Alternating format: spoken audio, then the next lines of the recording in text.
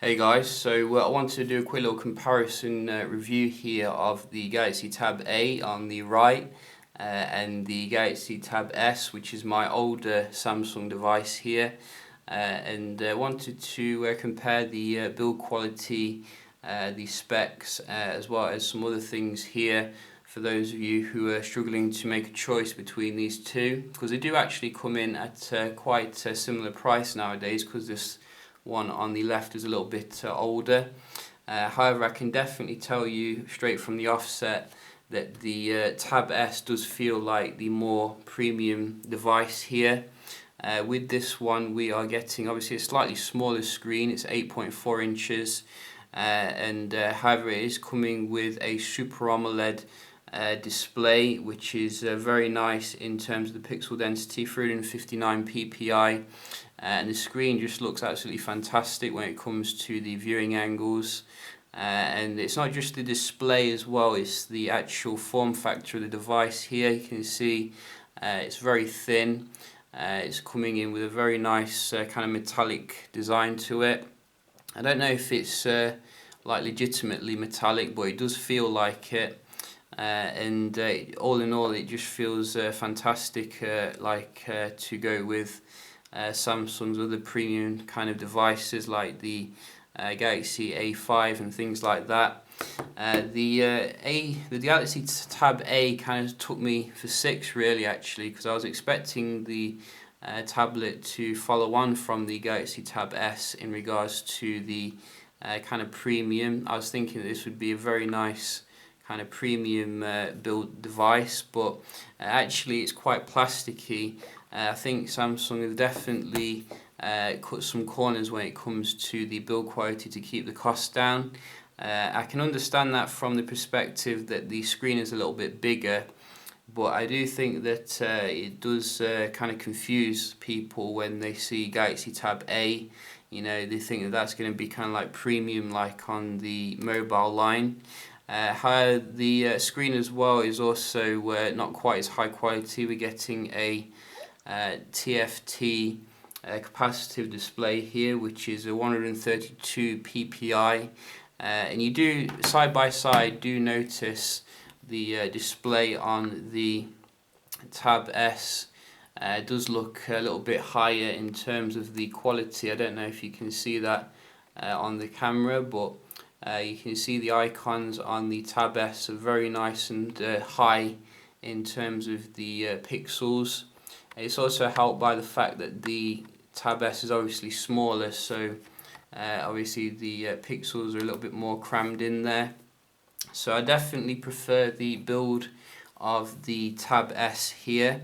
Having said that, the kind of like bigger display here really makes it nice when it comes to like your web browsing. You can see a lot more content on the display, and we can just see that here. If I just go to Daily Mail, you can see if we go right to the top, so you can see here we're getting the overview here, and while the text doesn't look quite as high quality as what you get on the Tab S, you can see that we get quite a lot more in terms of the viewing area of seeing things, and that is pretty nice here, a benefit of having the Galaxy Tab A. So, you know, I think there's some trade-offs here and there with these two, but overall the actual display quality definitely goes to the Tab S. Other than that, obviously we differ a little bit in terms of the specs as well. We're getting a quad-core Snapdragon 410 in the Galaxy Tab A, and that's going against the Exynos Octa 5420, which is Cortex A15 in the Galaxy Tab S, so Samsung's own kind of processor here. And however, even though it's using its own kind of processor, as well as 3 gigs of RAM versus the 1.5 gigs of RAM in the Galaxy Tab A, to me the Galaxy Tab A actually feels a lot faster day to day, which is quite surprising really. I was thinking that the Tab S would be very fast when I got it because of the specs, but there's a lot of lag with the device, which is quite unexplainable. given that it's also running Lollipop nowadays. It was updated quite recently, but if I do like open up some apps here, you might be able to see it. Sometimes it occurs, sometimes it doesn't, but every now and again you'll see like a stutter when you're going into something, which isn't very nice experience. But the speed on the Galaxy Tab A is really amazing. It's like a lot quicker. I don't know whether it's like the lower resolution display, but like going into things, you can see it's very nice and quick. It's like it's like having Galaxy S6 kind of speed, but on a bigger display. So I'm not sure why there is a discrepancy when it comes to the speed. On paper, the specs of the Galaxy Tab S should kill the Galaxy Tab A, but if you're looking at it from a specs point of view, you shouldn't do. I think you should definitely consider the day-to-day usage here.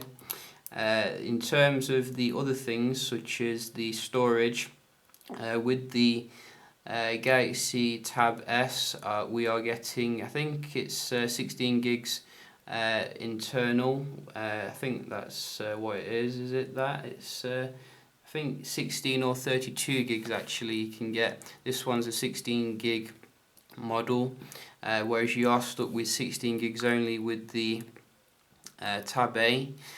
So the Tab A, however, and the Tab S does support micro SD expandability, which you will find the expandability on the side of the tablets. So it's not a huge issue really in regards to that. Both of them have quite good connectivity options here with GLONASS, AGPS, etc. So you're pretty much sorted when it comes to that. The battery life is another area which is quite interesting between these two. With the Galaxy Tab S, we're getting a non-removable 4900 mAh battery, which is fixed in there. And to be honest, I've found the battery life to be a bit poor on the Galaxy Tab S. I don't know whether it's the screen, because it's quite nice, high quality Super AMOLED, but I found it to rarely be able to last very long when you're using it quite hardcore. Whereas the one on the Galaxy Tab A seems to be holding up quite well here, even though it's got a bigger screen to push. Maybe a combination of very efficient processor, which is relatively anemic, as well as the very low PPI is the thing that keeps it running. It is coming with slightly larger mAh, it's 6000 mAh, which is quite nice. So I think those of you who value longevity will definitely get some very nice longevity here out of the Tab A. So some other differences you'll find here is in the camera hardware. We're getting a 5 megapixel camera in the Tab A. I thought it was 8 megapixel, but it's actually 5 megapixel with a 2 megapixel front facing Skype kind of camera, compared to the one in the Galaxy Tab S, which is an 8 megapixel shooter with a 2.1 megapixel front facing camera for your Skyping. It's also supporting full HD as well. The one on the I think it does anyway, the one on the Tab S. I could be mistaken though, but I definitely know that the one on the Tab A is a little bit more budget from what I've seen so far. I think it only supports 720p. So those of you who do take photos with tablets, you know, you're probably better at getting away with it with the Tab S here. I'll probably do a dedicated comparison if anyone's interested between these two to check out the camera.